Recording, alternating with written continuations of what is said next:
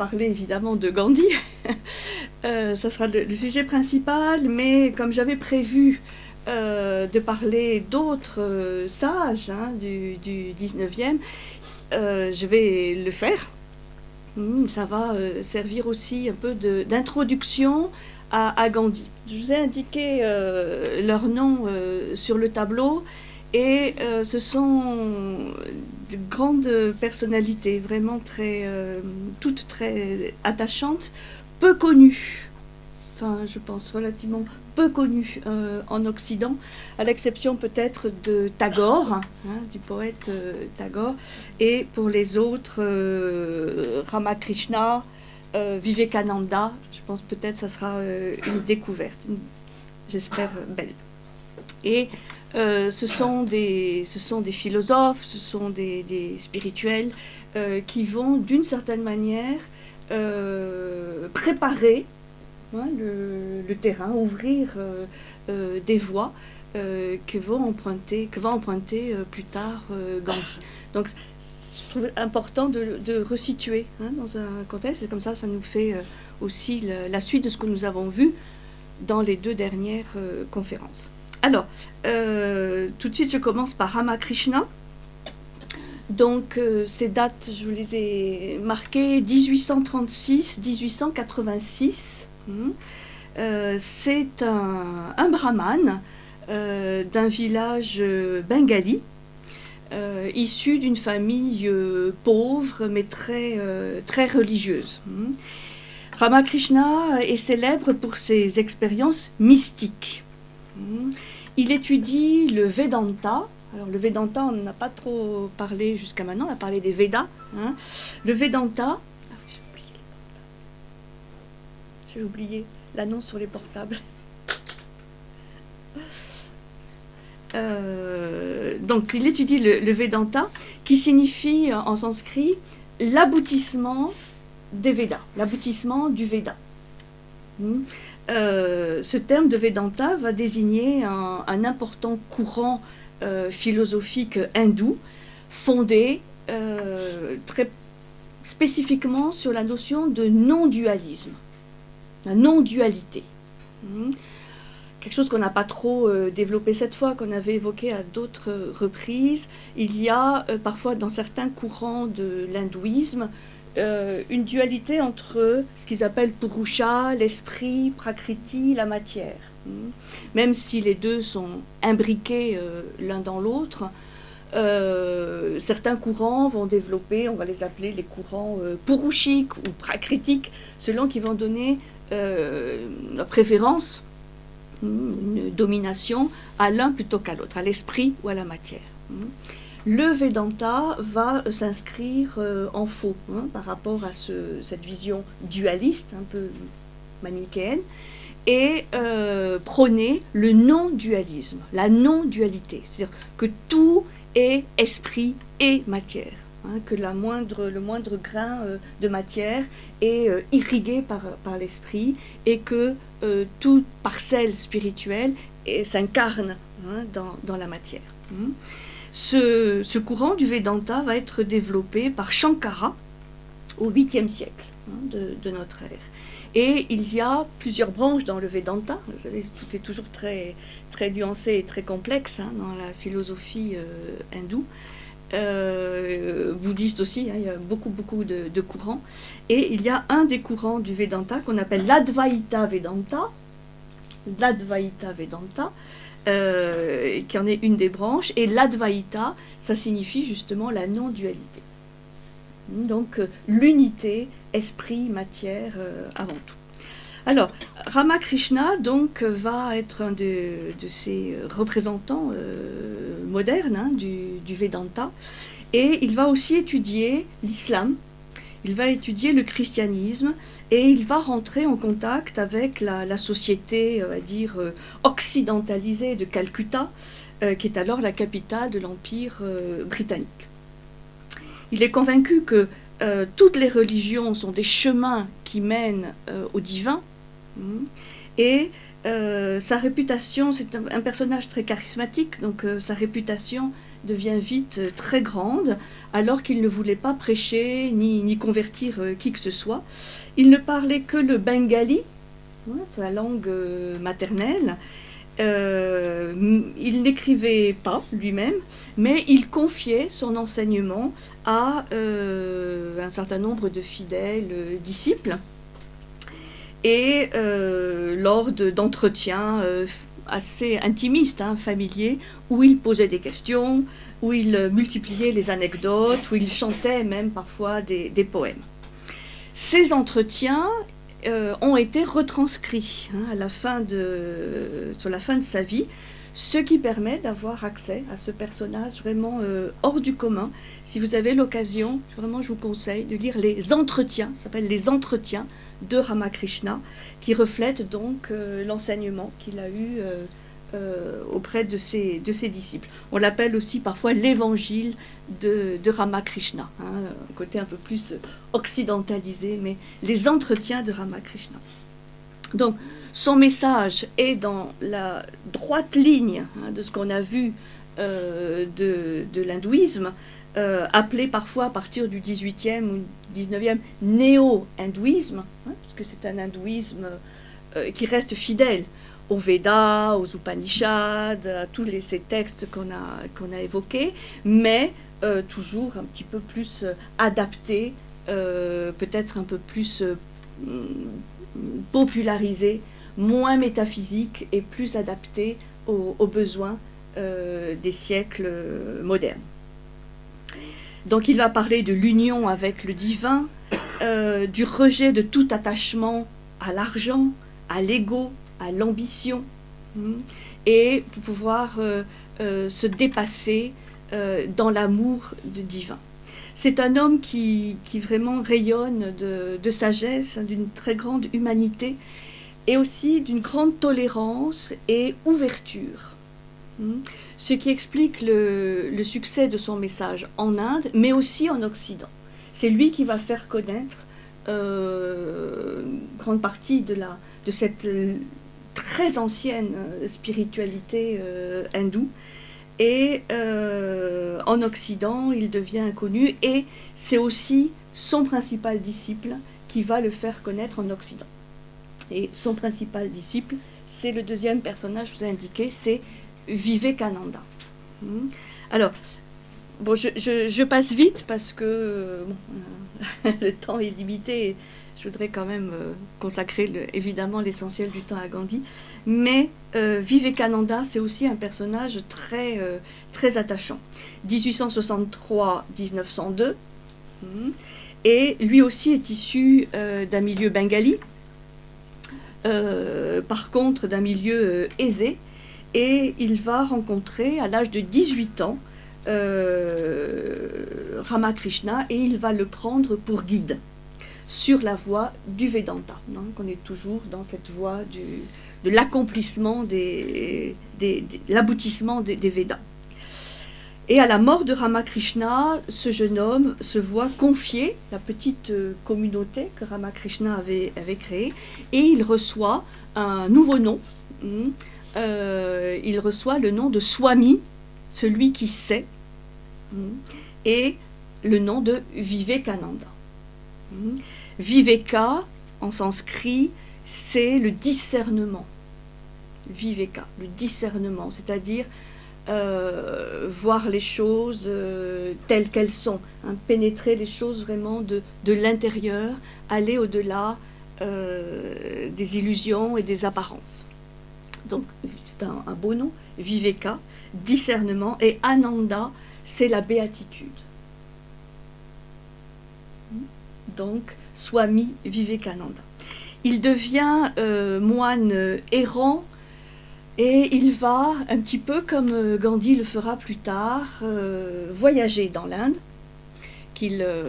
comme il est jeune homme qu'il connaît peu, il va découvrir la diversité de l'Inde, les maux dont souffre l'Inde, et ça va animer en lui une flamme patriotique, une flamme aussi d'action. Hein, son désir d'agir pour son pays se développe. Et c'est ainsi, c'est ça aussi qui le fait connaître, qu'il participe au premier Parlement mondial des religions. Parlement mondial des religions qui se tient à Chicago durant l'exposition universelle de 1893. Et c'est là où, durant cette tribune extraordinaire, qu'il va représenter son pays et qu'il va faire connaître vraiment à l'Occident, pas simplement aux Américains, mais à tous les Européens qui sont là aussi, ce qu'est la spiritualité hindoue. Et il va parler bien sûr de tolérance, de fraternité, de tous les hommes spirituels, de tous les croyants, mais il va aussi parler de la suprématie de l'hindouisme. Et c'est en cela qu'il est un précurseur du réveil national de l'Inde, qui va être ensuite repris, développé par Gandhi.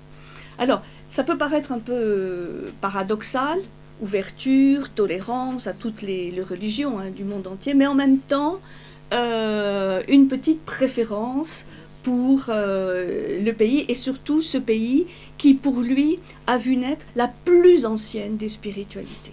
Voilà. C'est pas une préférence sans justification. Pour lui, l'Inde est la mère patrie de toutes les spiritualités qui vont venir après. Et l'hindouisme, un petit peu comme on avait évoqué la dernière fois, que le sanskrit est une langue mère. J'ai pensé à l'arbre, je vous l'apporterai la prochaine fois, l'arbre des langues. Bon, c'est ce que dit aussi Vivekananda. C'est que l'Inde est vraiment la mère, la plus ancienne matrice des religions planétaires, et c'est en cela qu'il va défendre la primauté, on va dire, de la suprématie de l'hindouisme sur les autres croyances. Donc il se veut le porte-parole de cette tradition et aussi le porte-parole de son pays. Il dit que son pays est le berceau de la tolérance religieuse, elle qui a accueilli les juifs, les zoroastriens et aussi les musulmans. Et vous savez que Gandhi, sur la fin de sa vie, va être vraiment confronté à ce terrible problème d'intolérance entre les hindous et les musulmans, ce qui a amené le déchirement, vraiment le déchirement de son cœur sur la fin de sa vie, en étant obligé de participer à la partition de l'Inde avec la création du Pakistan et ces terribles affrontements entre hindous et musulmans. Et je reviendrai tout à l'heure de comment il explique ceci. Donc Vivekananda, pour revenir à Vivekananda, explique que c'est l'Inde et non l'Occident qui est la mieux placée pour diffuser les grandes valeurs de la civilisation. Ça ne faisait pas plaisir forcément à tout le monde, puisqu'à l'époque, la civilisation occidentale, les valeurs de progrès de la civilisation occidentale étaient quand même encore très très honorées et expliquées. Mais Vivekananda, par sa foi, son charisme, va faire quand même, va dessiller et va sortir un certain nombre de consciences occidentales, surtout de l'ignorance en fait qu'ils avaient vis-à-vis de toute cette tradition. Donc on dit que Vivekananda est une figure essentielle en fait du réveil national de l'Inde et inspiré le mouvement pour l'indépendance de l'Inde. Il crée en 1897 la Ramakrishna Mission, qui est un mouvement philosophique, politique et spirituel aussi, qui veut diffuser un Vedanta simplifié, c'est-à-dire un Vedanta qui soit à la portée de tout un chacun. Donc il se veut l'apôtre de ce néo-hindouisme, soucieux de l'unité profonde des religions. Quand même, toujours cette idée d'unité, de leur compatibilité avec la science, donc pas d'opposition science-religion, au contraire, et une religion, une spiritualité qui doit être au service des pauvres. C'est pour ça que vraiment je dis que Vivekananda prépare vraiment, en tout cas est à l'avant-garde de ce que sera ensuite le mouvement gandhien. Il est aussi l'un des premiers à enseigner le yoga à l'Occident, en expliquant toute la profondeur de la spiritualité du yoga, pas simplement le côté physique, mais le côté spirituel. Et il va écrire plusieurs ouvrages sur le yoga, sur le karma yoga, dont on avait vu que c'était l'enseignement essentiel de la Bhagavad Gita, mais aussi le Raja Yoga, le Jnana Yoga, enfin les différents types de yoga. Voilà. Donc, deux personnalités, vous voyez, très très importantes, et j'en ai choisi une troisième, qui est Rabindranath Tagore, 1861-1941. Donc là, c'est contemporain de Gandhi, c'est un des grands amis et inspirateurs de Gandhi, Tagore. Alors Tagore, c'est d'abord comme poète qu'il se fait connaître, qu'il devient célèbre, mais il est aussi romancier, philosophe, dramaturge, musicien, peintre, pédagogue, enfin bon, c'est un être polyvalent, avec un immense, là aussi, un immense humanisme, une très grande créativité. Il sera un militant indépendantiste et apôtre de la réconciliation universelle. Donc là aussi, toute une littérature vraiment passionnante. Il a écrit beaucoup de poèmes, il a écrit aussi des romans, des pièces de théâtre. Et il est célèbre en Occident, puisqu'il est le premier Indien à obtenir le prix Nobel de littérature. Prix Nobel de littérature en 1913, ce qui est évidemment une consécration pour lui. Et surtout, il est un des grands passeurs de culture entre l'Inde et l'Occident.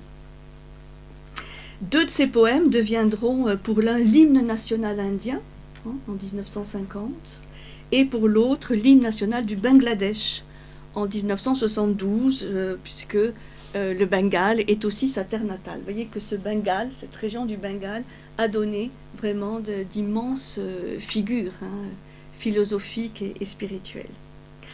Une de ses œuvres, l'Offrande lyrique, a été traduite par André Gide. Intéressant de savoir. Et évidemment, dans ses poèmes, dans tous ses écrits, c'est toujours cet hindouisme, cette spiritualité hindoue qui est présente, toujours la recherche d'une relation au divin, notamment à travers la nature, à travers l'âme humaine, et toujours cet accomplissement qui est recherché, qui est cette union au soi, avec un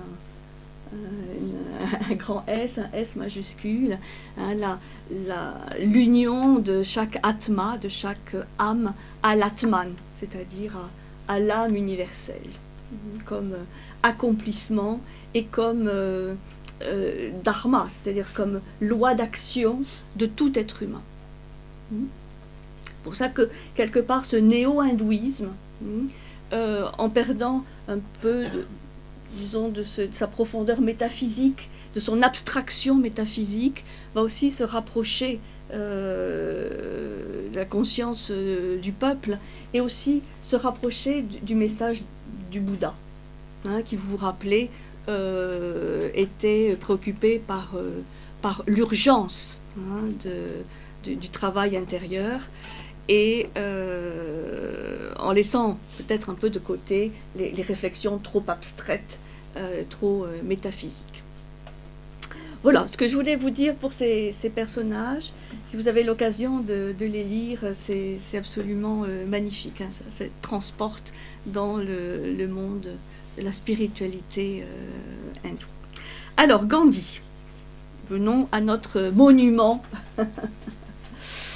de Mahatma Gandhi, hein, de celui qu'on surnomme la grande âme, hein, Maha, grand, Atma, l'âme humaine, Mahatma, même si lui, il n'aimait pas trop hein, qu'on l'appelle ainsi, il préférait qu'on l'appelle Gandhi ou Gandhiji ou encore Bapu, qui était le nom affectueux, hein, qui veut dire père, que beaucoup des gens qui le côtoyaient utilisaient.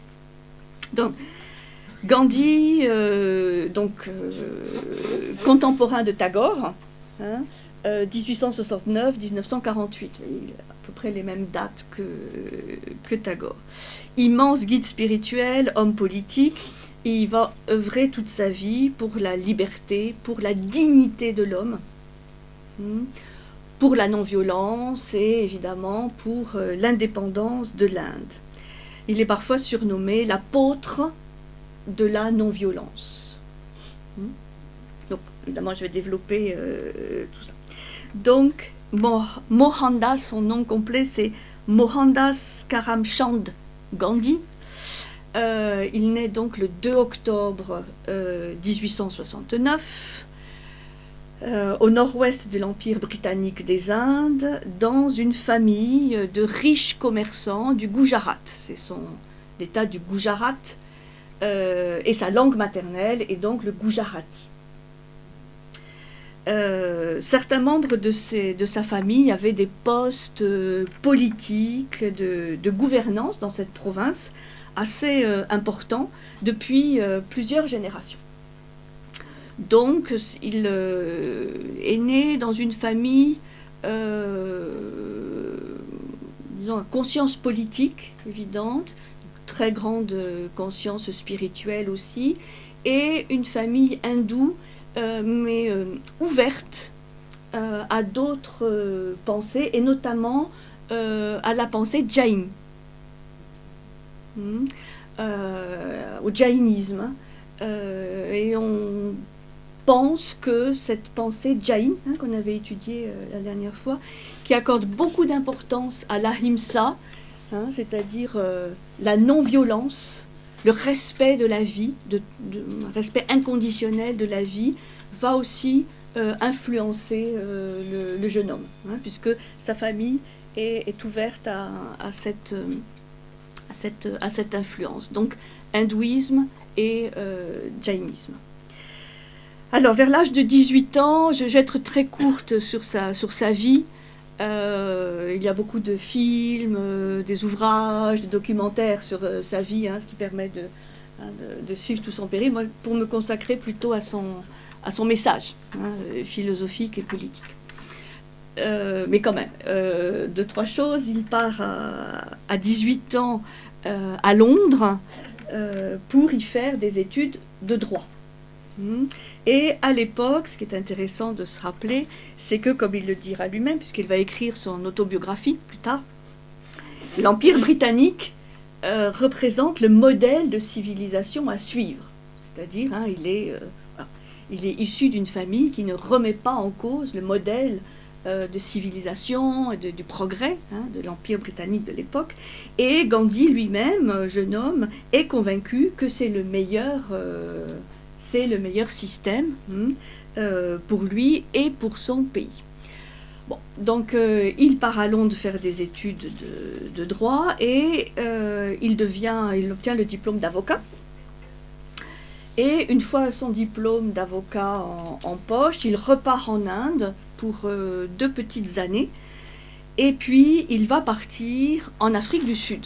Ça, c'est le grand voyage où une compagnie vient de lui proposer un contrat, un CDD d'1 an.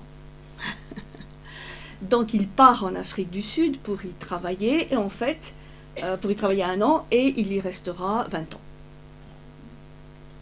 Et c'est en Afrique du Sud qu'il va construire vraiment toute sa pensée politique qu'il mettra ensuite en application en Inde à partir de 1915, puisqu'il va retourner en Inde qu'en 1915.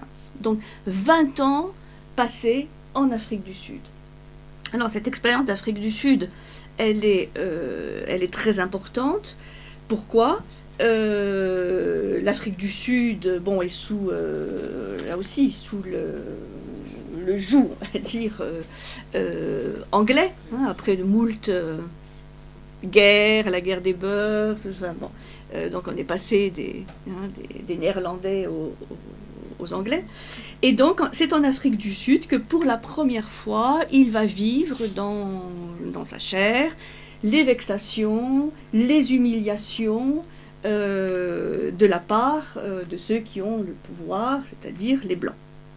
Alors là, il y a pas mal d'anecdotes qu'il va raconter plus tard, le fait par exemple, de devoir descendre d'un train parce que son employeur lui avait pris un billet de première classe dans le train et qu'il est obligé de descendre, enfin obligé de descendre, on le jette dehors parce que à l'époque, bien sûr, les gens de couleur n'avaient pas accès aux wagons de première classe. Bon, il y a plein d'autres anecdotes qu'il va raconter et il va donc très vite s'ériger en défenseur des immigrants indiens, puisqu'il y a une communauté indienne très importante en Afrique du Sud, et il va commencer donc à...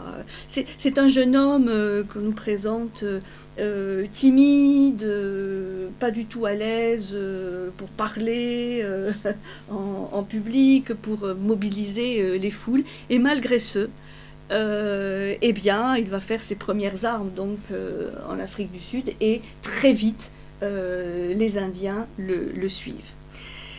Il va utiliser comme arme le jeûne, déjà, comme signe de protestation, la grève sur les chantiers. Bien sûr, tous ces Indiens en Afrique du Sud sont utilisés pour les besognes les plus dures sur les chantiers, dans les mines, etc. Donc, il organise déjà des mouvements de grève, et ce qu'il va appeler déjà, ce qui sera développé après, la résistance non violente. Bon, évidemment, comme on le voit dans les films ou les livres qui ont été écrits sur lui et qu'il lui-même a écrit, tous ces gens jouent leur vie, hein, et lui en premier. Donc c'est déjà un engagement, on le voit, total. Total, mais il préfère la mort à une vie indigne, hein, sous le joug du racisme le plus brutal. Donc, face à l'arrogance, à la force brute, il va défendre la dignité humaine. Il est mis en prison à plusieurs reprises, mais il va créer en Afrique du Sud son premier ashram. Il en créera aussi en Inde plus tard, c'est-à-dire une ferme, hein, où l'on vit en fonction des principes de la spiritualité hindoue. Donc on cultive la terre, il y a des prières, des jeûnes, enfin c'est une sorte de communauté, hein, où on fait partie des anecdotes, il est le premier à nettoyer les latrines parce que toutes les tâches sont partagées par tous, et y compris sa femme qui le suit dès son plus jeune âge et qui va vivre et l'accompagner et vraiment être un soutien indéfectible jusqu'à sa mort. Enfin, elle mourra un petit peu avant lui, mais elle va vraiment accepter tous les sacrifices que Gandhi accepte pour lui. Elle va aussi les accepter pour elle. Elle sera aussi en Inde plus tard emprisonnée et mourra de maladie cardiaque assez âgée. C'est une figure qu'on connaît peu, hein, c'est toujours la personnalité de Gandhi, mais elle-même a vraiment une personnalité très très belle et très très attachante. Non, puisque très vite, il a eu un enfant, mais qui est mort en bas âge, et ensuite ils se sont donné l'obligation chasteté, qui est une des règles pour les moines hindous.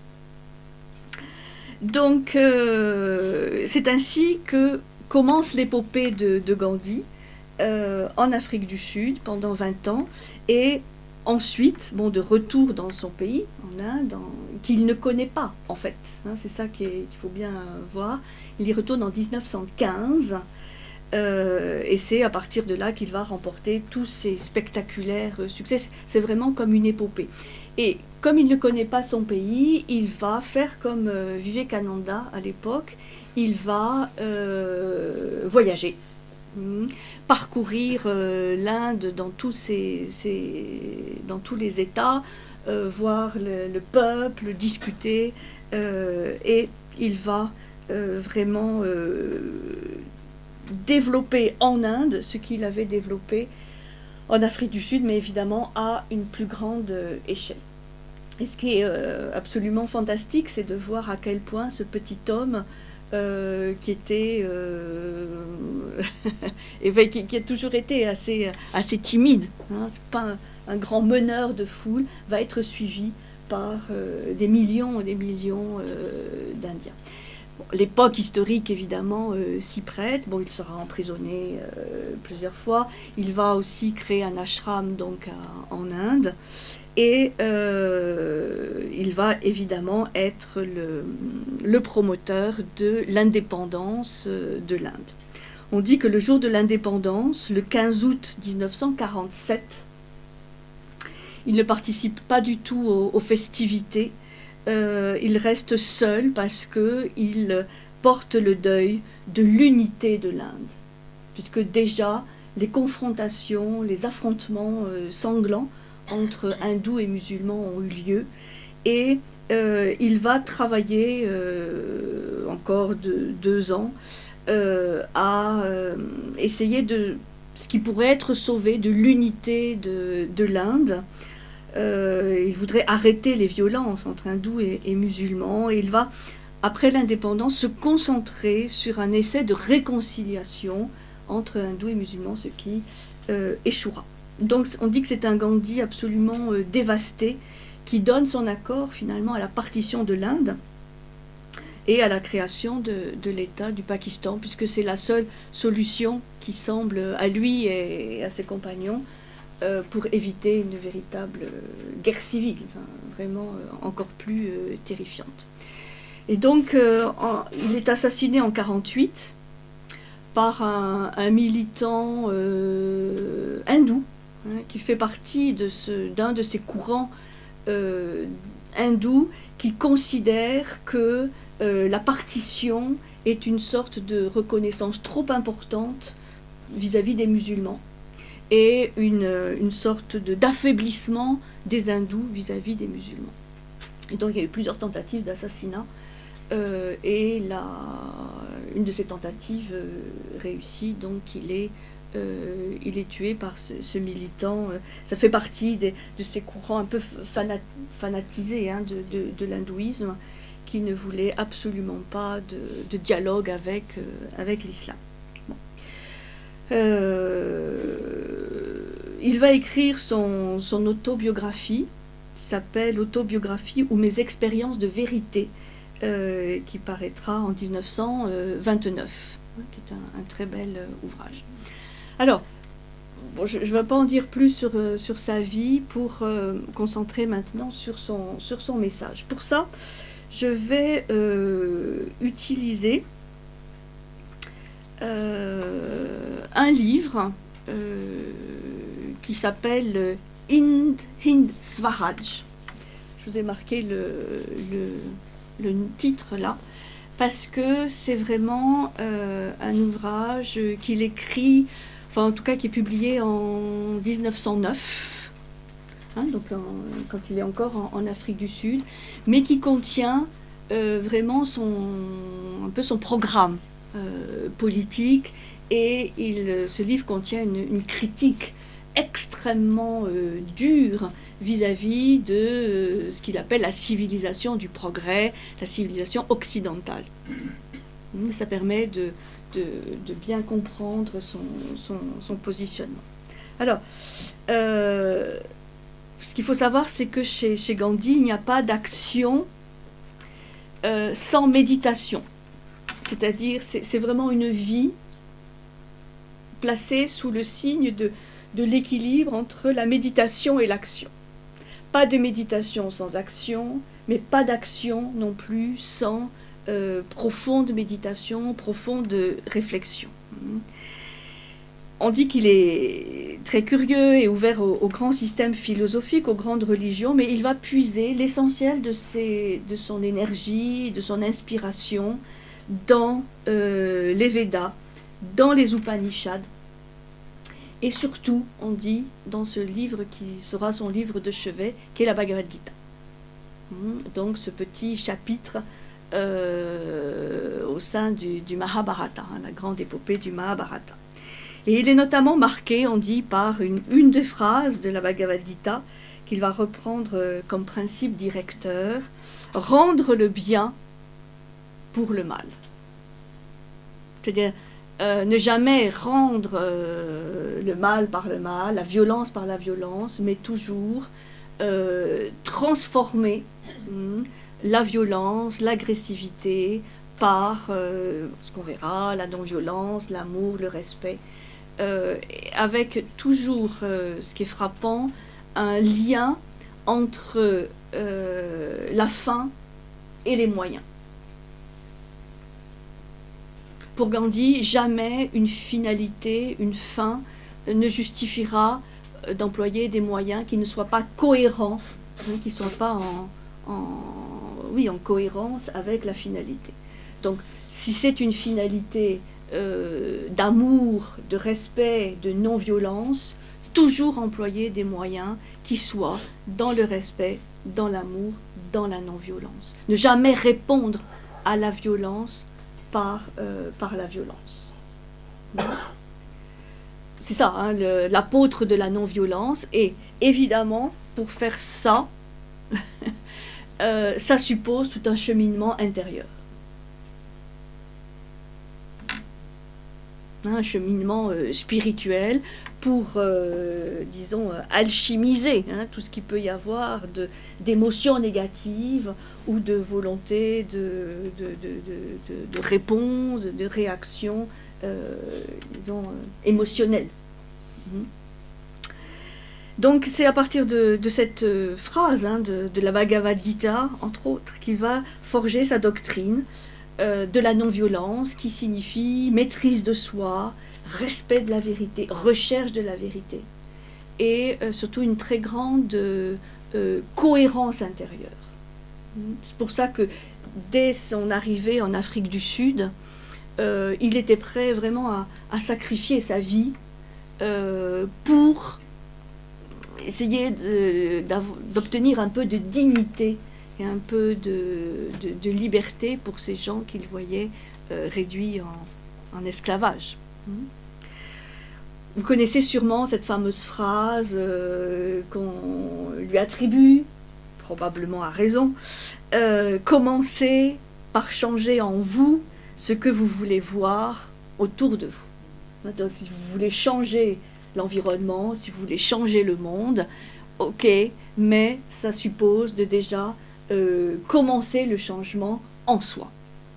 Aucun changement extérieur n'est possible s'il n'y a pas d'abord un changement intérieur.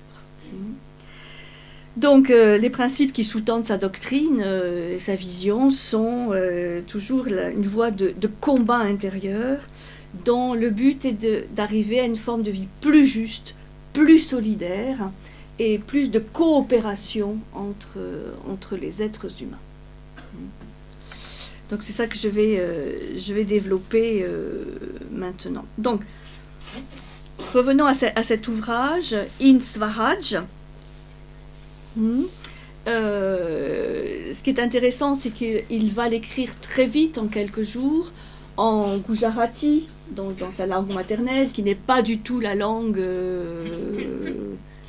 des érudits, des gens cultivés. Et très vite, il va le traduire, ou en tout cas, pas forcément le traduire mot à mot, mais traduire l'essentiel en anglais, pour qu'il puisse être lu par les autorités de l'époque. Et les idées que ce livre contient sont celles qui seront les idées de son combat vraiment jusqu'à sa mort. Donc c'est écrit sous la forme d'un dialogue, c'est très facile à lire, c'est un dialogue entre un lecteur qui l'interpelle et un éditeur qui évidemment n'est autre que lui-même. Et je trouve que c'est vraiment un beau résumé de son programme de philosophie politique. Alors, Hind Swaraj, Hind, c'est indien, hein, et Swaraj, le concept de Swaraj, S-W-A-R-A-J, vient de deux mots sanscrits, de deux racines sanskrites, Sva, qui veut dire le soi. Là, vous vous rappelez le Svadharma, hein, on avait vu le dharma, la loi d'action propre à chacun, Svadharma, donc Sva. Et Raj, c'est la gouvernance, c'est la royauté, c'est le Raja Yoga, hein, le yoga royal. Donc, Swaraj, parce que le sous-titre, c'est l'émancipation à l'indienne. Hein, Hind Swaraj, l'émancipation à l'indienne. Donc, Swaraj, ça peut se traduire par autonomie, émancipation, autogouvernance, puissance autonome, mais aussi maîtrise de soi. C'est-à-dire, c'est à la fois un concept politique pour une collectivité, pour un pays, mais aussi un concept individuel pour chacun. Arriver à obtenir ce Swaraj, c'est-à-dire cette autonomie. Donc, vous voyez, c'est plus large et plus complexe que l'indépendance, parce que ça suppose pas mal de conditions intérieures aussi.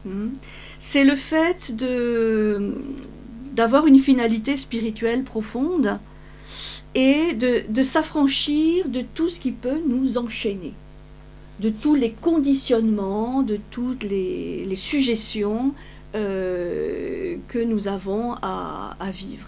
Et donc, c'est ce que je vous expliquais au tout début sur cette philosophie indienne, c'est qu'il y a toujours cette idée que nous sommes dans un monde artificiel, un monde d'illusion, un monde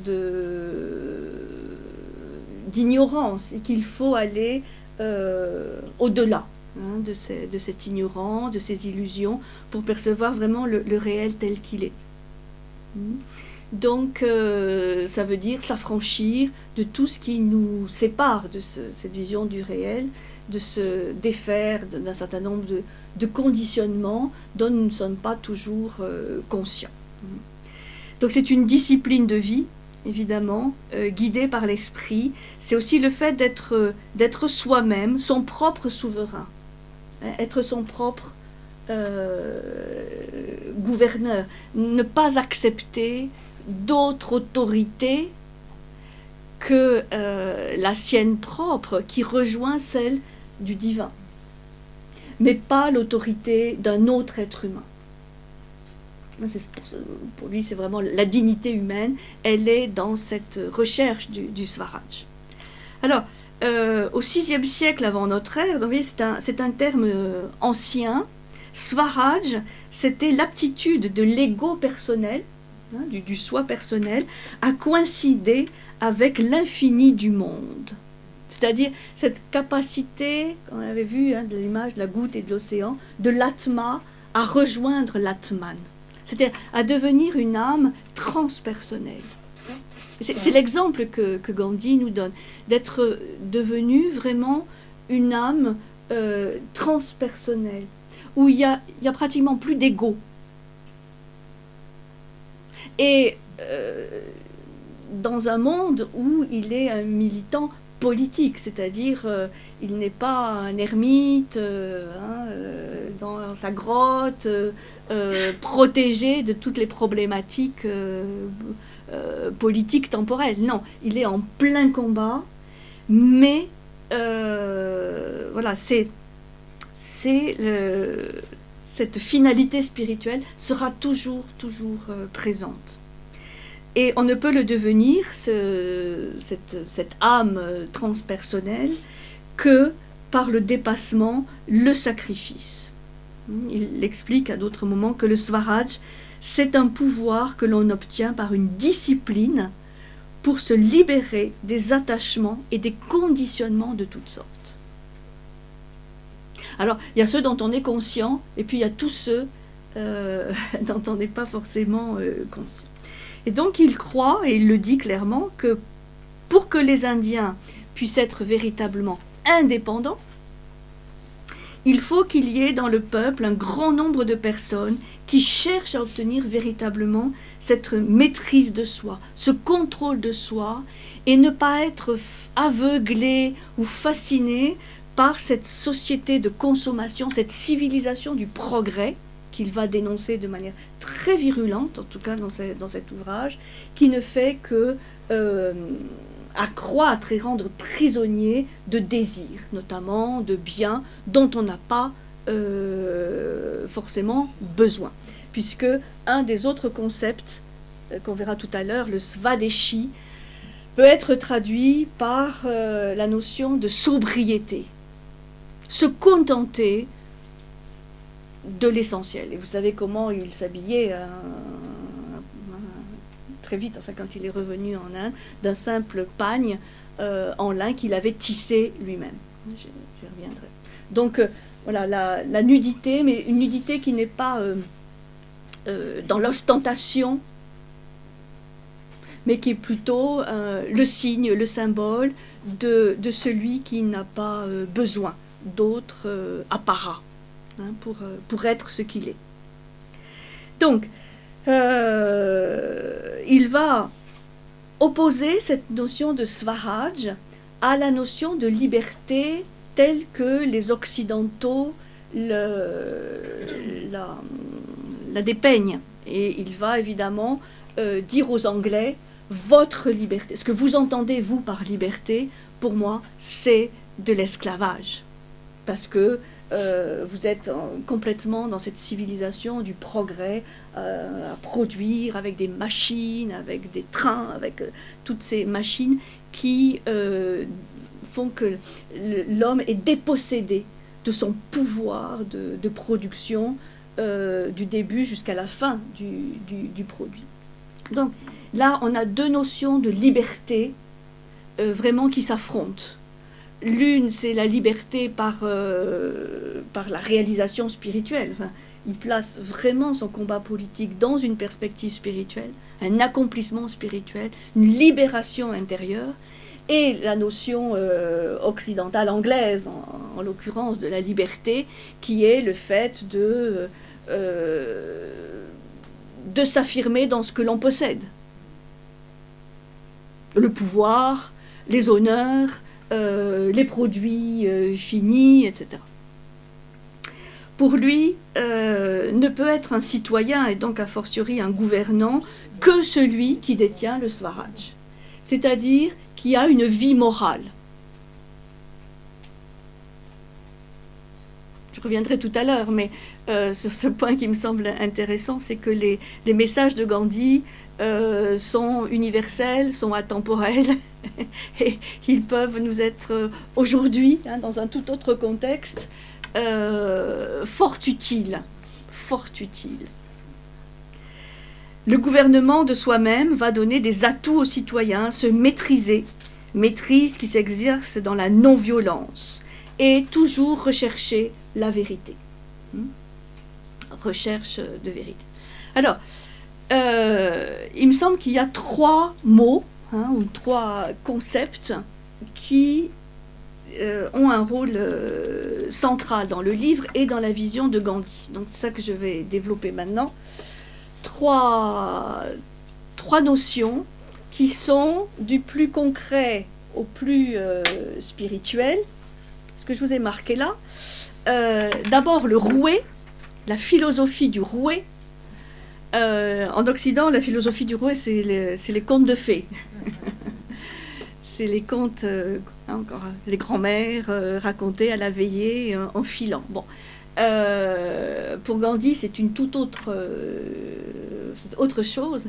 La philosophie du rouet, c'est le fait de revaloriser, de réhabiliter le travail manuel, tout ce qui est activité manuelle qui permet d'être indépendant. J'y reviendrai notamment par rapport au textile. Donc le rouet. Ensuite, on a le concept de non-violence, de ahimsa.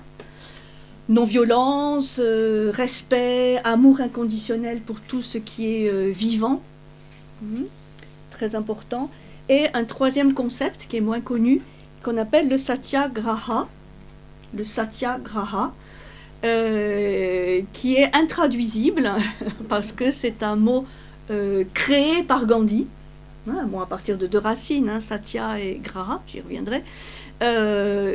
Qu'on traduit vraiment faute de mieux par la recherche de la vérité, ce qui en fait étymologiquement est, mais aussi la résistance passive ou encore la désobéissance civile.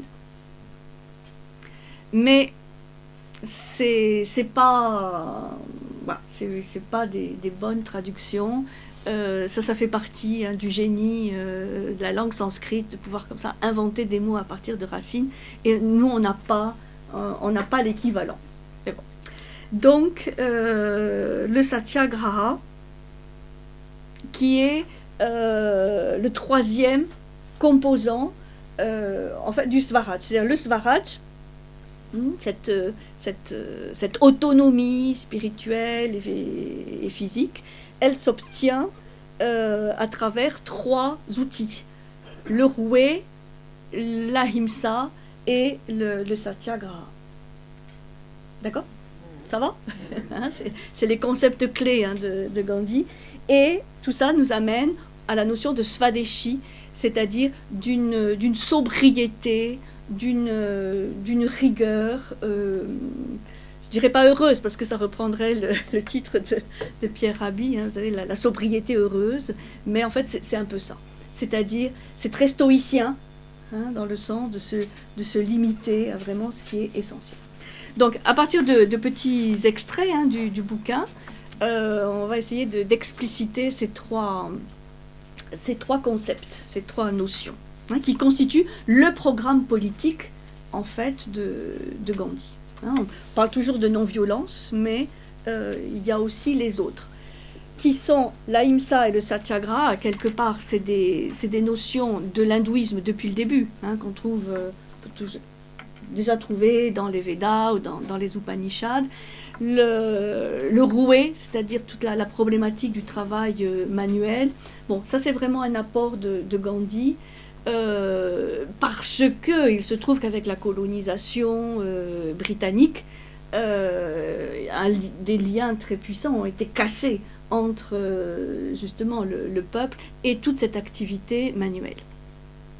Parce que c'était l'intérêt évidemment de l'Angleterre de faire fonctionner ses manufactures, notamment à Manchester, et d'obliger tout Indien à se vêtir et à acheter ses vêtements manufacturés, et donc de laisser tomber tout ce qui était le travail du rouet ou du fuseau, mais aussi bien d'autres activités artisanales. Or, pour Gandhi, et ça c'est quelque chose de traditionnel dans la civilisation indienne, mais qui a été brutalement cassé et coupé, et qu'il cherche à réhabiliter, parce que pour lui, c'est vraiment le point de départ. D'obtenir une indépendance déjà par rapport à l'alimentation, par rapport au fait de se vêtir, et de ne pas être pieds et poings liés aux nécessités britanniques, de l'économie britannique, en fait, dont eux ne profitaient pas beaucoup, pas du tout. Alors, qu'est-ce que vous voulez faire la pause maintenant, ou comme je veux? Merci. On continue un peu. Alors, on va parler du rouet. Hein. Et puis on fera la pause après le rouet pour se reposer les doigts. La rue du Rouet, oui, oui, oui, le Rouet. Nos grands-mères hein, ou arrière-grand-mères connaissaient bien cela. Donc, c'est évidemment le rouet, c'est la roue, hein, ça c'est aussi, ça a un nom qui se rapproche du nom sanskrit chakra, hein, la roue. C'est une roue, c'est le symbole vraiment du travail manuel. Donc, ça va être pour Gandhi un objet symbolique, évidemment. Vous avez peut-être en tête des photos hein, où on le voit en train de filer au rouet. Ça sera une de ses préconisations pour les fonctionnaires, pour plein de gens, d'abandonner leur travail et d'aller filer au rouet. Alors, ça sera évidemment un symbole politique très important pour organiser le boycott hein, du coton manufacturé anglais. Et filer au rouet va devenir une expression politique, pas simplement de filer concrètement hein, son coton ou son lin, mais de résister au système économique industriel britannique. Donc, il va même encourager parfois à abandonner son poste pour aller filer au rouet. Il fait de ce travail manuel une composante essentielle du respect de la loi morale, de la loi morale et religieuse. C'est-à-dire, pour lui, ça va bien au-delà du simple geste physique de filer le coton ou d'avoir des habits qu'on a soi-même produits. C'est vraiment une des grandeurs hein, de l'être humain, des aspects de la dignité de l'être humain, que de pouvoir être autonome de ce point de vue. Parce que bon, ça fait aussi travailler les mains, donc on peut aussi prier en même temps que l'on fait ça. C'est un acte religieux, c'est un acte spirituel, et pas simplement physique. Et donc, il considère que le travail manuel est essentiel dans l'éducation morale et philosophique du citoyen. C'est-à-dire, pour lui, c'est un moyen aussi de redonner confiance aux citoyens. Ça, c'est une réflexion que l'on retrouve aujourd'hui, dans le sens d'être environné de plein d'objets dont on ne sait pas comment ils marchent, hein, qu'on est incapable de réparer, et qui minent quelque part de manière très sournoise, hein, de manière très subrepticement, la confiance que l'on peut avoir en soi. Quand on se rend compte à quel point on est dépendant de tous les objets, de tous les vêtements qu'on porte, de tous les objets qui nous entourent. Je sais que dans le film de Tati, il y avait on se moquait de ça, hein, quand tout est électrique, par exemple, à la maison, bon, et que la porte du garage ne s'ouvre plus. Enfin, et c'est là où on se rend compte à quel point on est esclave. Donc, le fait de filer au rouet, c'est pas du tout anecdotique. C'est pour ça que je l'ai placé vraiment en premier point. C'est pas anecdotique parce que c'est retrouver de l'indépendance, mais aussi de la confiance en soi. Dans le sens qu'on est capable de produire ce qu'il nous faut pour vivre. Donc produire sa nourriture, c'est pas simplement une mentalité de survie hein, qu'on va se développer aussi aujourd'hui, mais c'est plus de vraiment récupérer une maîtrise qu'on nous a enlevée. Et ça et donc oui, une liberté intérieure de se sentir vraiment plus autonome, vous voyez, plus autonome. Donc pour lui c'est vraiment important et c'est indissociable de l'éthique de la bonne politique. Et évidemment, qui doit montrer l'exemple pour lui, c'est ceux qui ont le pouvoir. qui devrait pouvoir montrer cet exemple de Swaraj et c'est une manière aussi de lutter pour lui contre la division du travail entre les cols blancs, les cols bleus, qui n'était pas une caractéristique de la société indienne avant la colonisation britannique. Mais avec la colonisation britannique, évidemment, cette division des tâches s'est exacerbée. Et c'est contre cette division des tâches qu'il va se rebeller.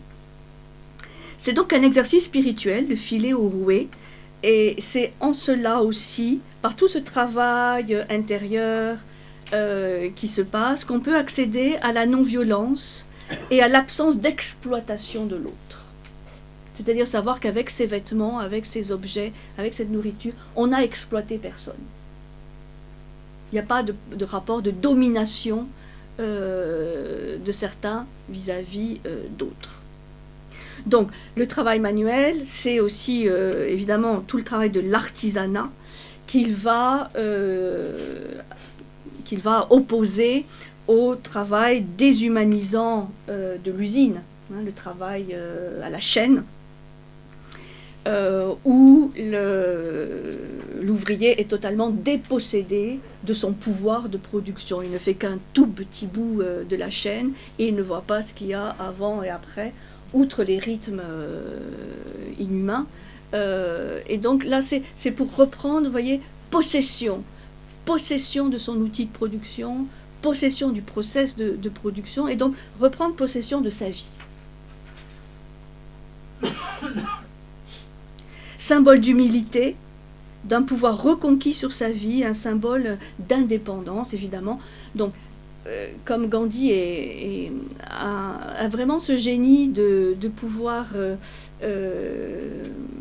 partager un certain nombre de choses symboliques, et très fort en communication, on va dire aujourd'hui, ce rouet va avoir un effet extraordinaire. Des millions de gens vont le suivre et vont recommencer à filer. Il va y avoir, ils vont organiser des grands autodafés, enfin de vêtements venus d'Angleterre. Vous voyez tous ces beaux tweeds, ces costumes à carreaux, tout ça qui faisait la fierté dans l'Angleterre. Tout ça est brûlé et on revient aux vêtements simples, en coton qu'on a soi-même filé. Visionnaire, le garçon. Est-ce qu'on peut opposer malgré tout qu'il avait des lunettes, ces célèbres lunettes, et qu'il ne fabriquait pas lui-même? On peut toujours trouver la petite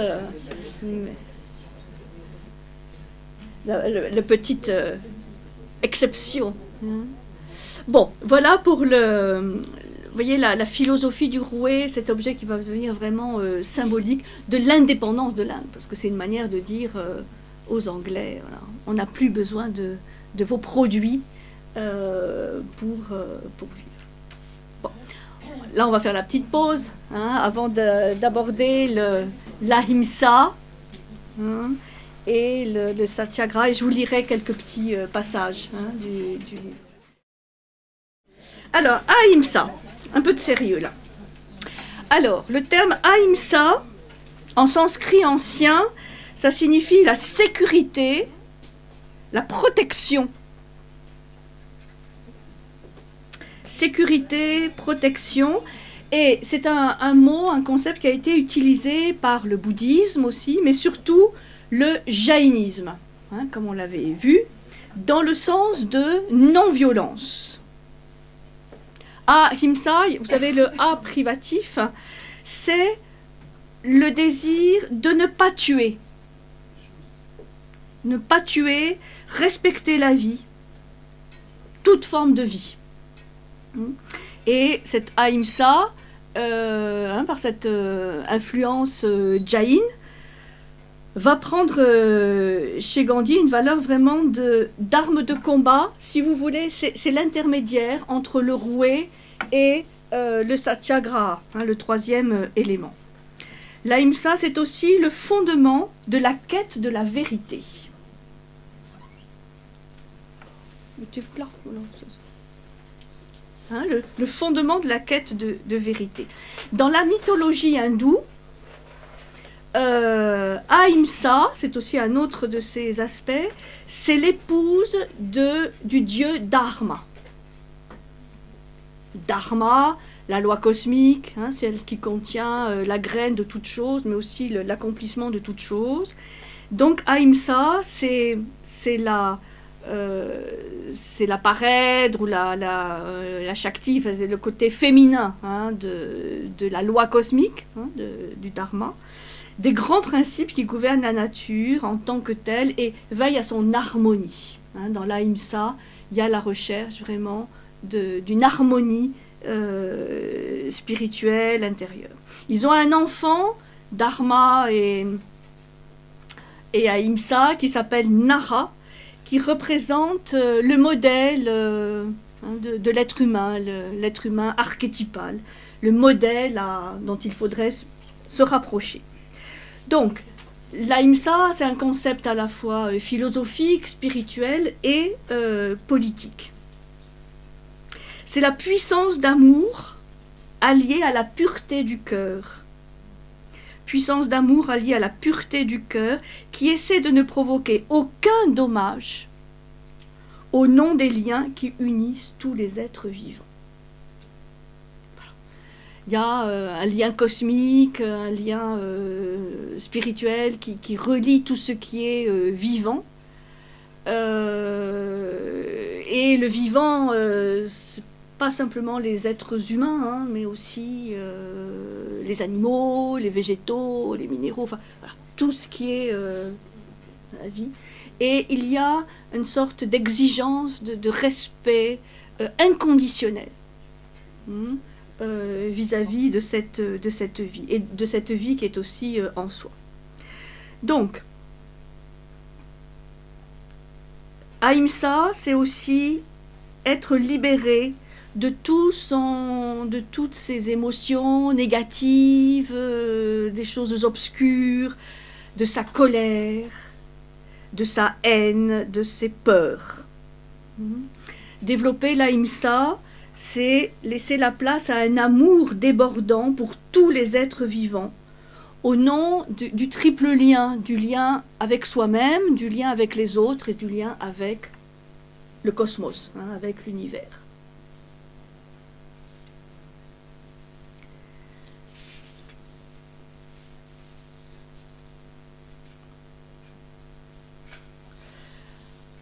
Donc, une très forte exigence que développer l'ahimsa. Donc, est traduit généralement par non-violence. Vous voyez, c'est privatif aussi, ahimsa, non-violence. Donc, c'est un peu calqué dessus. C'est beaucoup plus large. Je pense à un ouvrage que j'ai beaucoup aimé de quelqu'un de contemporain qui s'inscrit dans cette voie, c'est Satish Kumar. Parce que il a publié un livre, il est dans cette inspiration gandhienne, aussi Jain. Il a écrit un livre qui s'appelle « Tu es, donc je suis ». Tu es, T-U-E-S, tu es, donc je suis, et c'est une relation de dépendance, enfin, dépendance à l'autre, où il explique ce que c'est que l'ahimsa concrètement dans la vie avec ces trois liens. C'est très beau. Je vous redonnerai les coordonnées si vous voulez. Alors, le satyagraha, c'est notre troisième élément. Donc, comme je disais, c'est un mot créé par Gandhi. Satya, c'est la vérité. Mot sanskrit qui veut dire vérité. Et graha, ça signifie s'accrocher, tenir fermement. Donc le satyagraha, c'est le fait de s'accrocher, hein, tenir fermement, s'accrocher à la vérité, être toujours en quête de vérité, être arrimé à la vérité. une quête sans concession, là aussi, hein, tout est assez inconditionnel, hein, sans concession par et pour l'amour de la vérité. Alors, très difficile à traduire. Souvent dans les expressions de Gandhi, en tout cas dans certaines traductions françaises, c'est traduit par la force d'âme, la force morale. La force d'âme ou la force morale.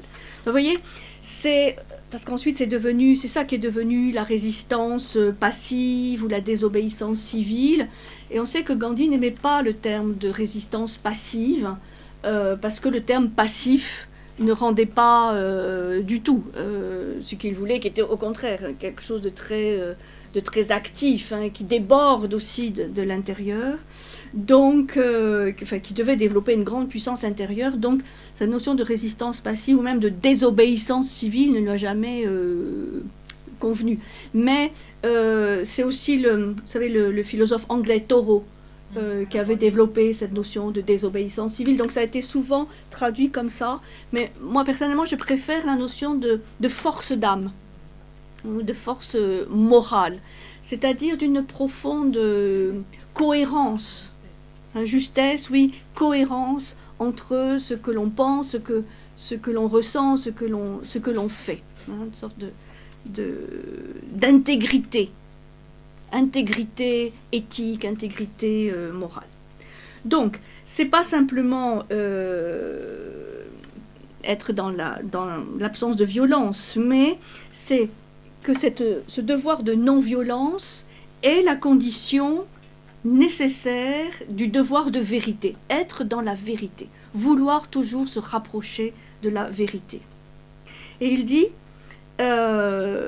pour ça il faut éliminer toute peur, il faut éliminer la peur, ce qui permet de s'opposer efficacement à une loi injuste.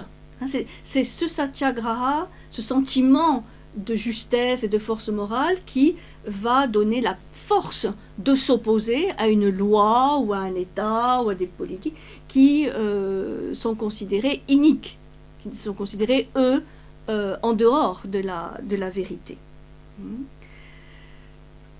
Le satyagraha libère une énergie fabuleuse, une grande puissance intérieure qui permet à chacun de comprendre qu'il est dans son droit, dans sa dignité, parce que la cause qu'il défend est juste et vraie.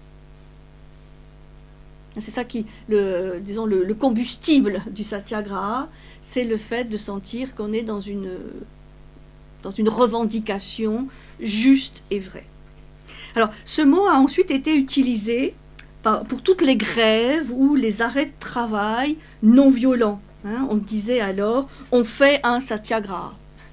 Hein, c'est-à-dire, on fait un rassemblement, voilà, ce que pourrait dire aujourd'hui Extinction Rébellion, on fait un satyagraha, on fait œuvre de désobéissance civile. Et il dit, Gandhi, il écrit, en appliquant le satyagraha, j'ai découvert dans les dernières manifestations que la poursuite de la vérité n'admettait pas que la violence soit imposée à son opposant, mais qu'il devait être sevré de l'erreur par la patience et la sympathie. Donc, cette recherche de la vérité, voyez, s'appuie sur vraiment ce refus de la violence et de développer, au contraire, même pour celui qu'on combat, de la sympathie, de la patience. Hein, ça rappelle cette exigence de non-violence qu'ont certains bouddhistes tibétains, hein, que représente encore aujourd'hui le courant du Dalai Lama. C'est-à-dire, face à l'invasion et à la violence chinoise, on ne répond pas par la violence. Dur à tenir. Et ce qui fait que cette position, elle est controversée. Enfin, certains disent, ça limite. Mais c'est vraiment quelque chose de très, très, très ancré. Et vous imaginez le degré de travail intérieur à faire pour répondre à la violence par la sympathie, par l'amour, par le dialogue. Et bon, Gandhi a été vraiment, de ce point de vue, un exemple de dialogue.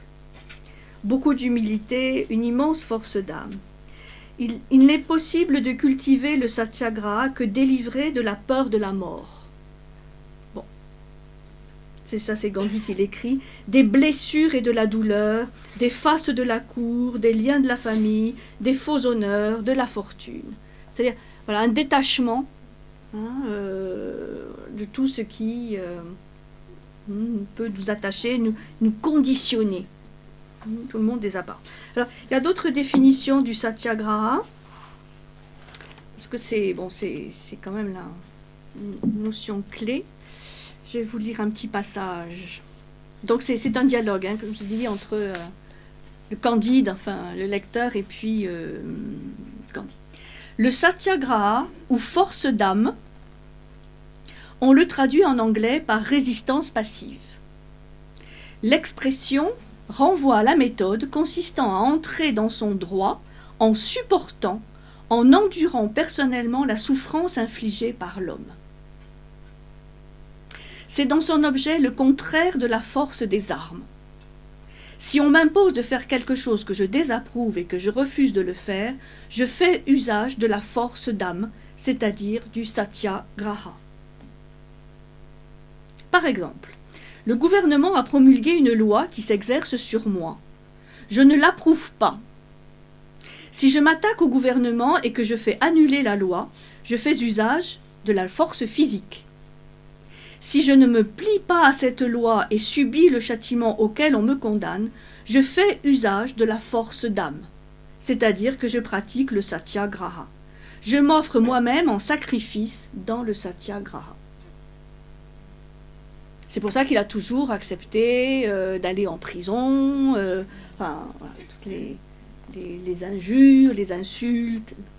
S'offrir en sacrifice, je rappelle la notion du sacrifice, qui est un concept clé dans l'hindouisme depuis le début, c'est la notion d'acte sacré. Le sacrifice, en fait, c'est quelque chose c'est une notion vraiment spirituelle. S'offrir en sacrifice est préférable à sacrifier autrui, tout le monde en conviendra. Bon. Je ne sais pas, en tout cas, il a des convictions bien chevillées au corps. Si on perd une guerre menée sur la base du satyagraha, seule la fraction combattante en fait les frais. Elle seule paye le prix de ses erreurs. On a dans l'histoire divers exemples d'erreurs qui ont dressé les hommes les uns contre les autres. Personne ne peut dire avec certitude que tel ou tel acte est mauvais. Si quelqu'un estime mauvais quelque chose, c'est pour lui que cette chose est mauvaise. Dans ces conditions, il doit s'abstenir d'accomplir cet acte et assumer les souffrances potentielles dues à cette abstention. C'est cela qui est la clé du satyagraha. Et un peu plus loin, il dit « Nous sommes un peuple qui respecte la loi, et justement cela équivaut à être un peuple de satyagrahi, de résistants pacifiques. Si une loi ne nous convient pas, nous ne mettons pas à mort ceux qui font les lois. Nous sacrifions plutôt notre vie pour la faire annuler. Se conformer inconditionnellement à la loi, qu'elle soit bonne ou mauvaise, on a sous les yeux le résultat de cette interprétation. Auparavant, c'était différent. Les gens transgressaient la loi s'ils ne l'acceptaient pas, et ils en payaient les conséquences. Se conformer à une loi qui ne vous agrée pas, c'est une leçon de pusillanimité, c'est-à-dire de lâcheté, en fait, de pusillanimité. C'est contraire à la religion et c'est le comble de l'esclavage. Si le gouvernement nous demande de danser tout nu, est-ce qu'on va danser tout nu?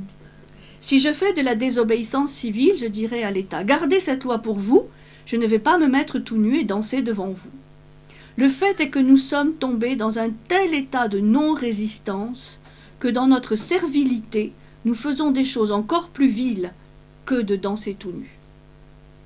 L'homme qui exerce pleinement ses capacités d'humain et qui ne craint que Dieu n'a peur de personne. Il ne peut pas être contraint par la loi faite par un autre humain. Le malheureux gouvernement, lui non plus, ne peut pas dire « vous serez obligé d'agir ainsi ». Il dit « si vous n'agissez pas ainsi, vous serez punis ». Et nous sommes tombés assez bas pour admettre que notre dharma est d'agir ainsi. Du jour où les gens s'aviseront que donner son assentiment à une loi qui leur semble injuste relève de la pusillanimité, aucune tyrannie ne pourra plus nous contraindre dans ces liens. C'est là la clé du Swaraj. Ça rappelle le discours sur la servitude volontaire d'Étienne de la Boétie. Hein? C'est-à-dire, les responsables de l'esclavage, les responsables de la servitude, c'est chacun d'entre nous. Avec des petites compromissions, hein, des petites lâchetés qui, à la fin, se transforment en grandes compromissions et grandes lâchetés. Voilà. La loi du karma, si on s'oppose, il y a la conséquence, et si on ne se sacrifie pas, il y a la conséquence aussi. Oui, disons, la loi du karma est une loi très complexe d'action, réaction. Oui, dans cette idée de non-violence ou de satyagraha, il y a cette idée effectivement, d'avoir des actes qui n'engendrent pas de karma, c'est-à-dire qui sont akarmasiques, akarma. C'est-à-dire, ni karma positif, ni négatif. Le samsara, c'est... Samskara, pardon.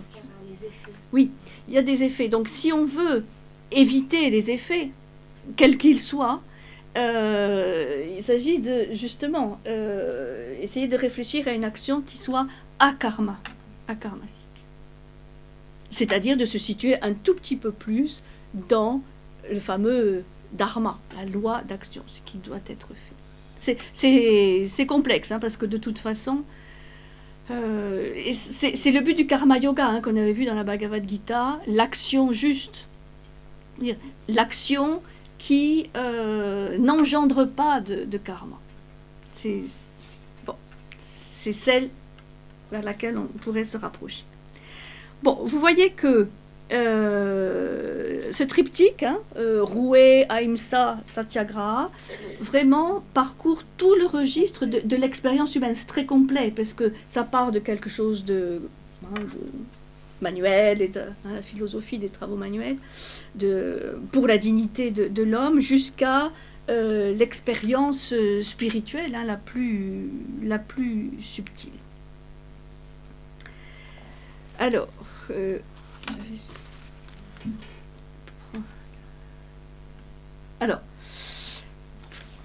sur la notion justement de dharma, il dit à un moment, la civilisation est la conduite qui pousse l'homme à accomplir son devoir.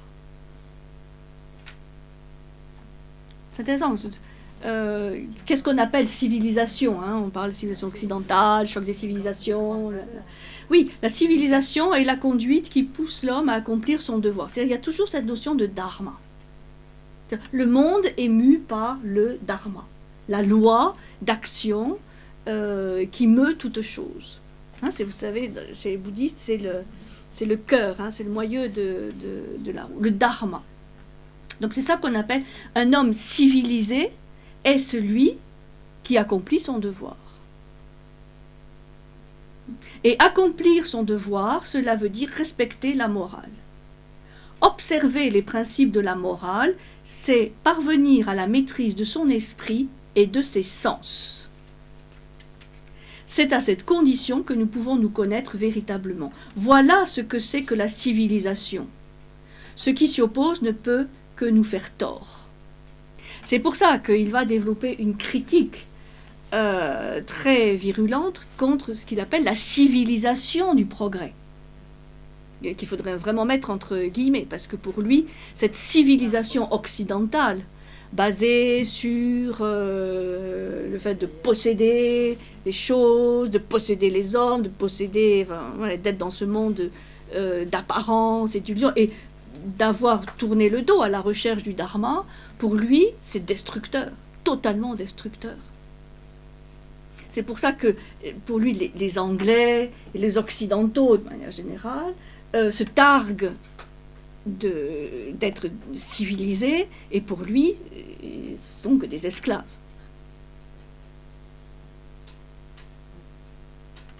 Le conflit est majeur. Qu'est-ce qu'on appelle civilisation? Bon, pour lui, c'est accomplissement. C'est très kantien, hein, aussi, si on veut faire des relations avec des philosophes. Le dharma. Alors, donc, il y a une critique très violente, et c'est même au départ, on se dit, tiens, ce qu'il veut en venir. Il va critiquer cette civilisation du progrès, mais il critique aussi les avocats, les médecins. Alors on dit, mais pourquoi et il explique, c'est vraiment intéressant. Bon, simplement pour donner l'exemple des avocats.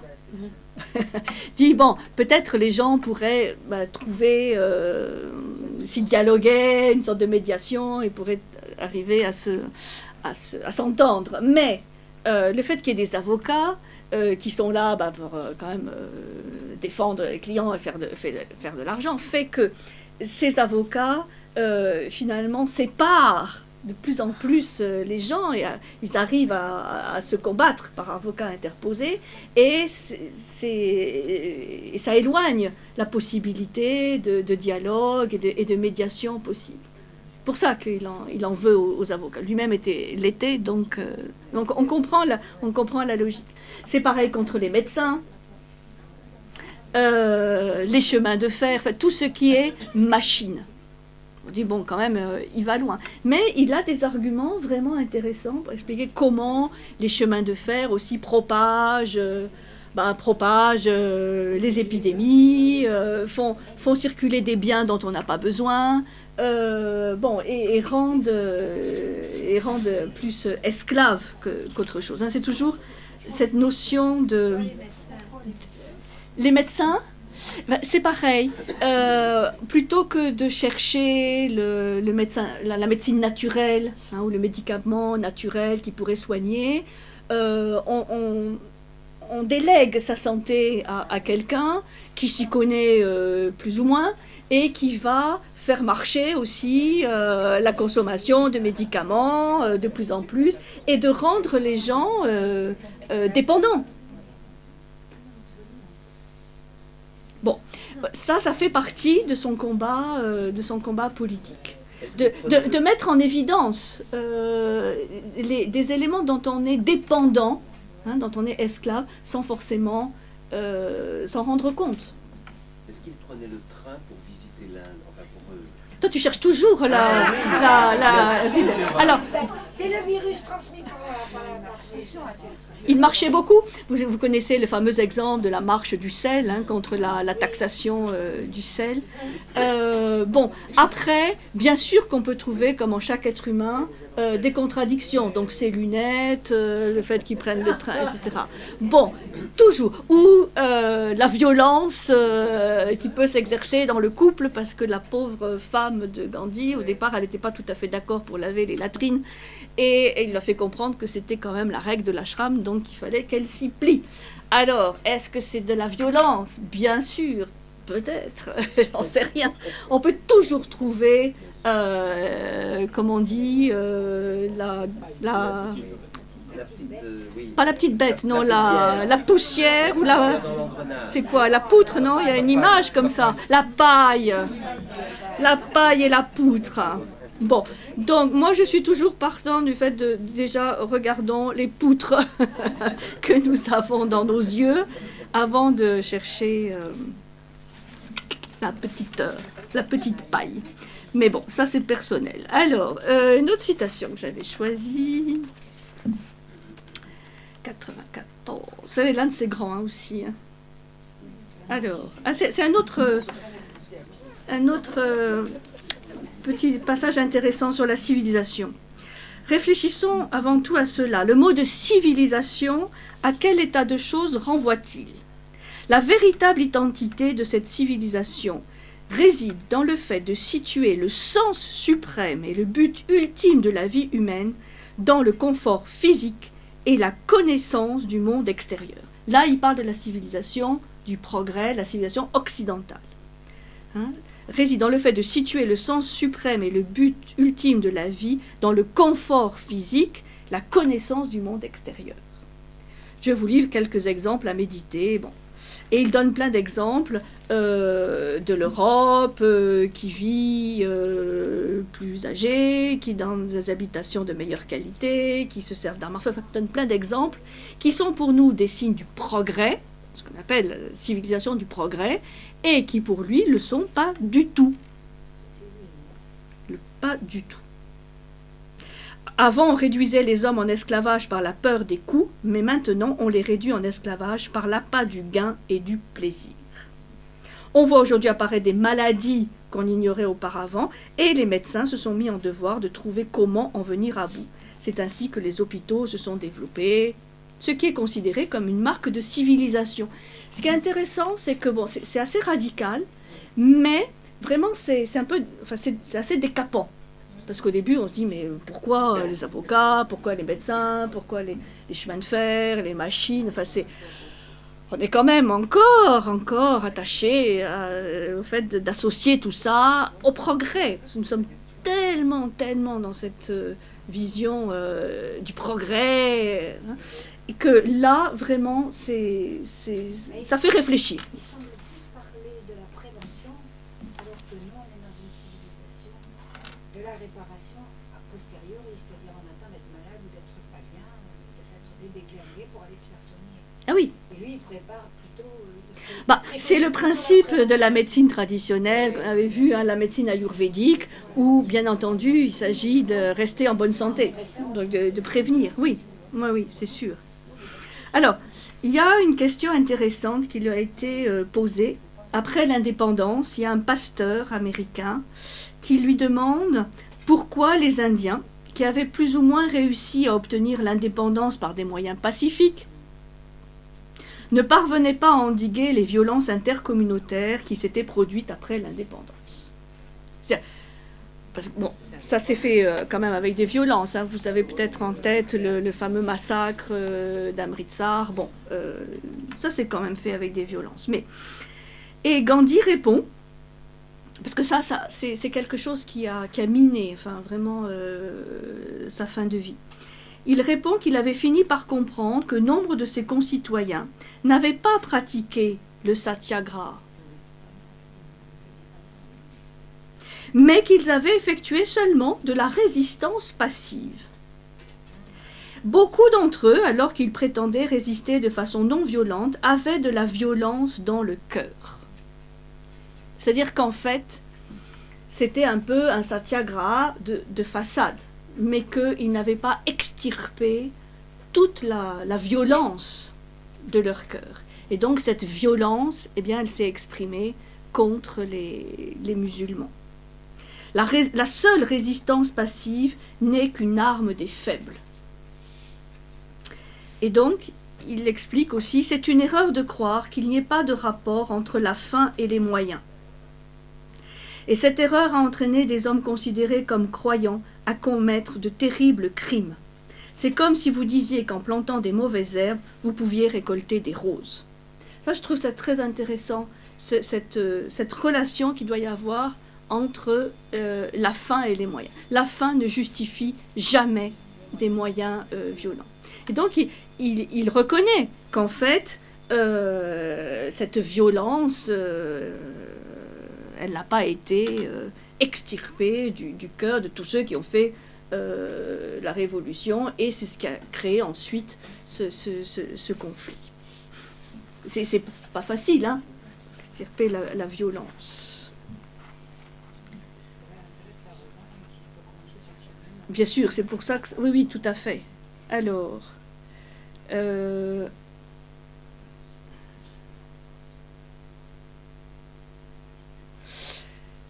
comment il dit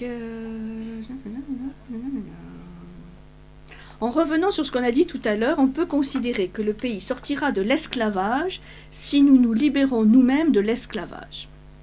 Commençons par régner sur nous-mêmes. C'est là qu'est l'émancipation, le Swaraj. Et cette libération est entre nos mains. Et donc libération de la peur, de la violence, de tout ce qui est passion, etc. N'allons pas croire que ce n'est là qu'un simple rêve.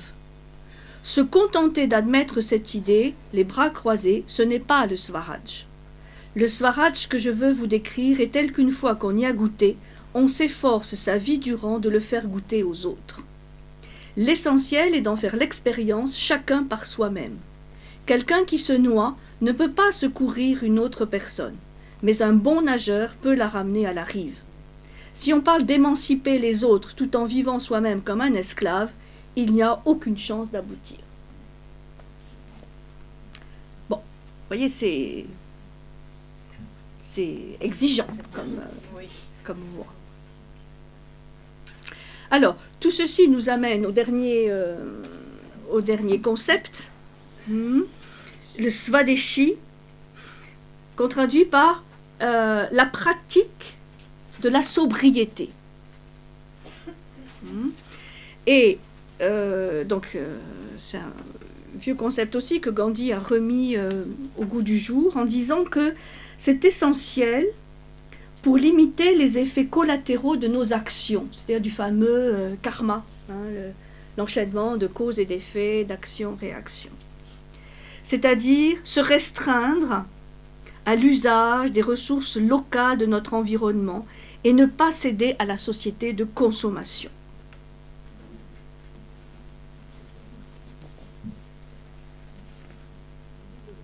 À l'époque, c'était totalement à contre-courant. Il dit « L'Inde d'aujourd'hui est dans la misère.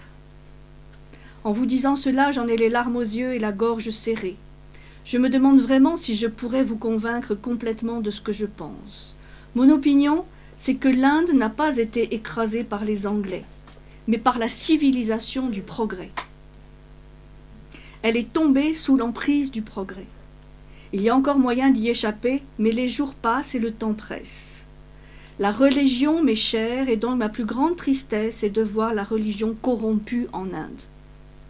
Je n'entends pas par religion dans ce contexte l'hindouisme, l'islam ou le zoroastrisme, mais le sentiment religieux à la base de toutes les religions.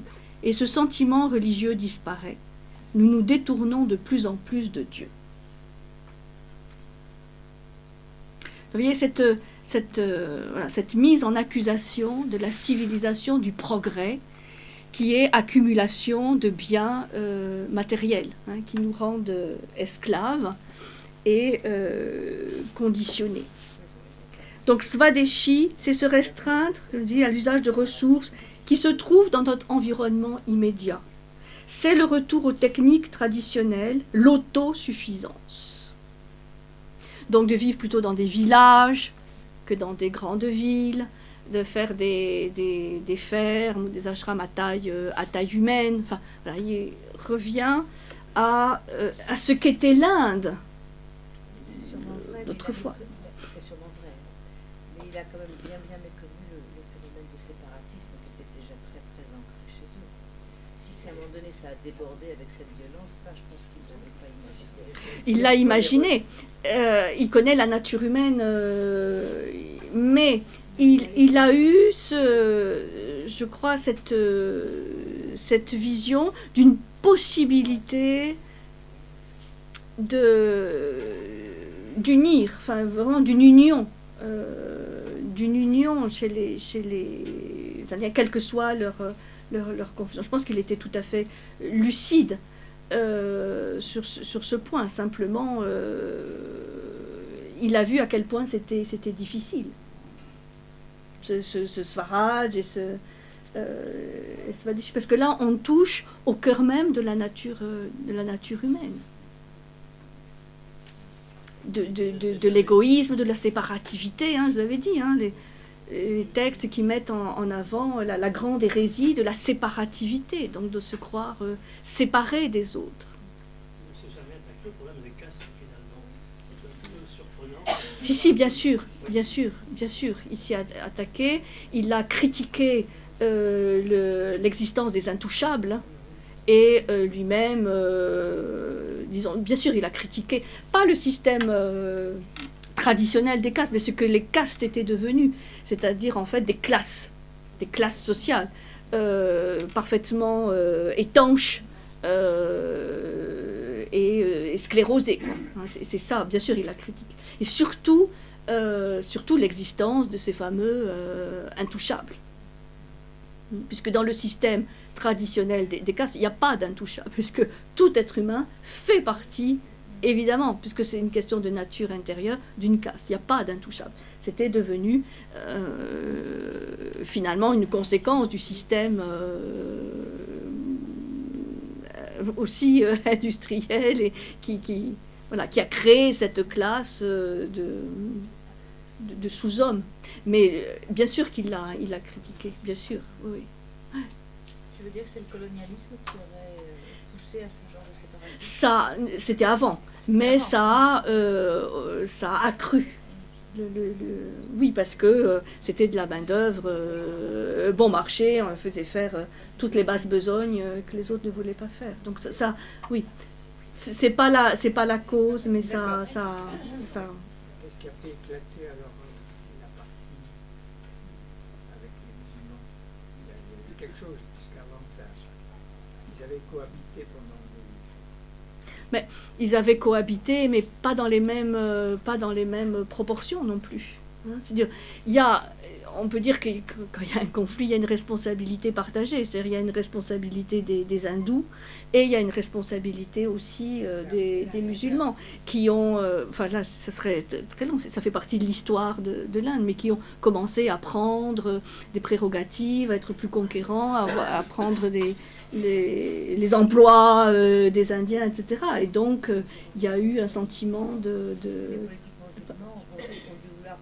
prétexte de l'indépendance pour pouvoir eux aussi accéder. Aussi, bien sûr. Alors, il y a dans les films justement qu'il y a le rôle de ce fameux Jinnah, qui est le leader des musulmans, qui était un ami de Gandhi, mais il y a un moment où il y a eu des forces. Oui, il y a eu des forces qui l'ont échappé, quoi. Ouais. Il y a un problème moral sur la non-violence. L'Inde a pu accéder à son indépendance grâce à la non-violence, à l'ISA, du fait que toute la population était déjà imprégnée de ça. Mais le problème de la violence, je prends par exemple du nazisme, est-ce que par la INSA et la non-violence, on aurait pu réduire le nazisme? Je ne pense pas. Moralement, il y a toujours le problème de la violence, la contre-violence qui peut se poser à un moment donné, quand l'emprise totalitaire est trop forte, est trop criminelle.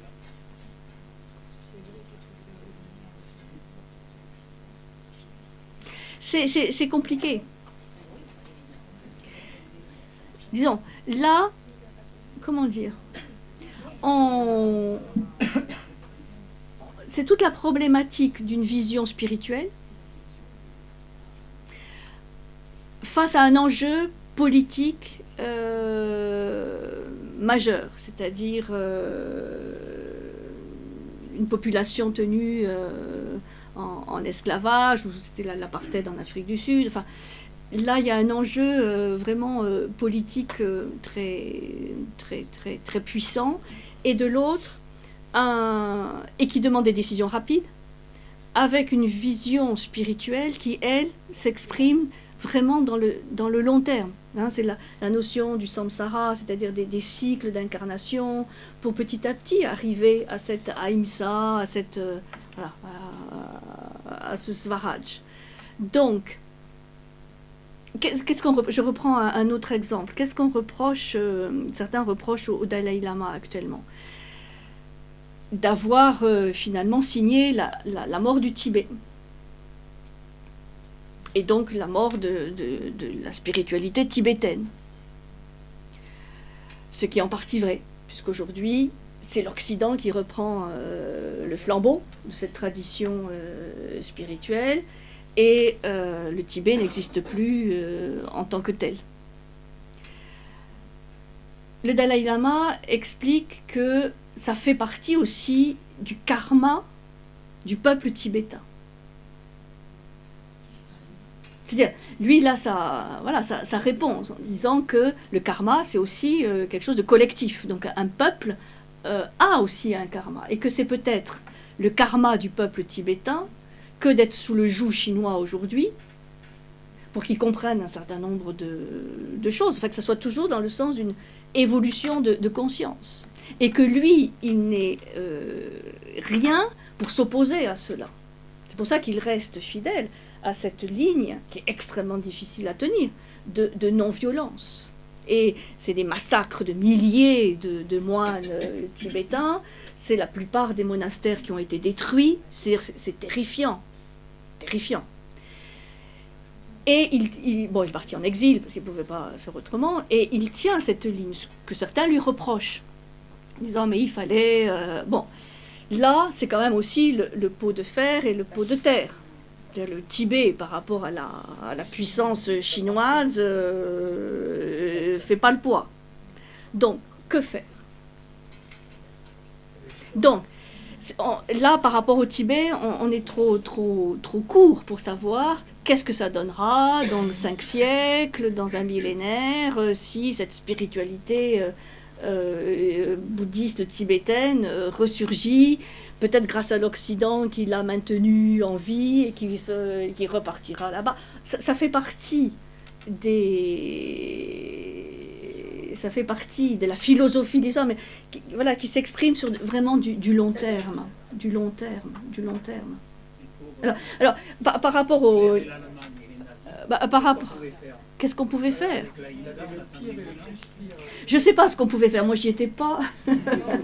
Mais ce que l'on peut observer, quand même observer, analyser, étudier, c'est par rapport au nazisme, mais qui est encore très proche, c'est ce que l'Allemagne a commencé à faire, c'est à étudier pourquoi tant d'intellectuels, les hommes d'affaires, ça se comprenait. Il fallait faire du business. Mais pourquoi tant d'universités, tant d'intellectuels, tant de professeurs, tant d'érudits n'ont rien dit, n'ont rien fait? Ça, c'est quand même une grande question où on suivit, où on participait. Mais bon, ça aussi, c'est l'Allemagne, mais balayons aussi devant notre porte. Moi, je fais partie d'une génération où on nous enseignait au lycée la Seconde Guerre mondiale comme si tous les Français avaient été des magnifiques résistants. Bon. Alléluia. Bon, faisons notre propre introspection sur la délation, sur la collaboration, sur une résistance qui n'a pas du tout été passive dans certains cas. Donc, ça veut dire que c'est dans l'être humain, c'est-à-dire la peur, la violence, la soumission, finalement le confort de l'esclavage, tout ça fait partie de la nature humaine.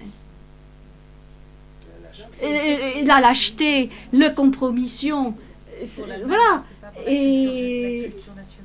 Mais chez tout être humain, il n'y a pas un seul être humain qui veut dire mais non, moi, non. Bon. Et Gandhi le premier. Et c'est pour ça qu'il a dédié sa vie à essayer de donner à l'homme un idéal d'émancipation. Mais vous voyez, c'est vraiment très, très large. C'est d'abord une émancipation intérieure, avec des petites choses. Et pourquoi vivre en ashram? Pourquoi vivre dans ces communautés privilégiées? Parce que il y avait les enseignements, il y avait le rythme de vie, les gens étaient accompagnés dans ce travail intérieur, mais qui est un travail de longue haleine,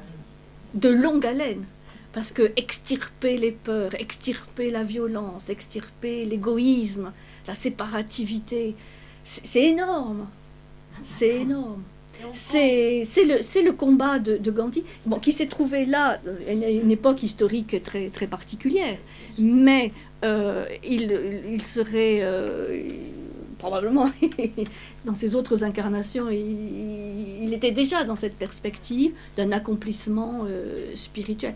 Alors après, face à des enjeux politiques immédiats, et qui demandent des décisions immédiates, c'est pas évident de mailler les deux.